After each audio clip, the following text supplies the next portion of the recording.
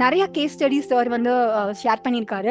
அந்த case studies வந்து நிறைய விஷயங்கள் எங்களுக்கு எல்லாத்துக்குமே வந்து ஈஸியாக வந்து நாங்கள் அந்த சுச்சுவேஷன்லேருந்து நாங்கள் இப்படி ஹேண்டில் பண்ணணும் அந்த மாதிரி நாங்கள் அதை வந்து என்ன ரிலேட் பண்ணி அதை நாங்கள் இப்படிலாம் ஹேண்டில் பண்ணணுங்கிற ஒரு விஷயத்த நாங்கள் கற்றுக்கிட்டோம். பட் ஒரு விஷயம் வந்து எனக்கு ஒரு சில்லியான ஒரு இதுதான். செம்மண்ணில் வந்து ஒரு ஒரு லாரி போகுது. அந்த செம்மண்ணில் போகும்போது அது ஈரமான பதத்தில் போகும்போது அப்போ வெயிட்டு தாங்கி அது உள்ள அமுங்கும்.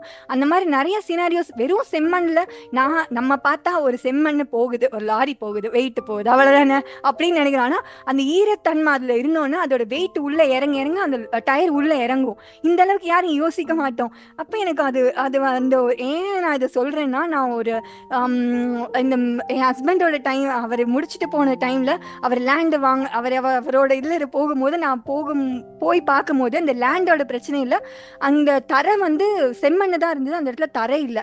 அப்போதான் எனக்கு வந்து சார் சொன்னது வந்து ரிலேட் பண்ணிக்க முடிஞ்சோ, அந்த இடத்துல தரை இருந்தாதான் அது வெயிட்டு தாங்கி மேலே போகும்போது அது இதாகுங்கிறத என்னால் புரிஞ்சுக்க முடிஞ்சது.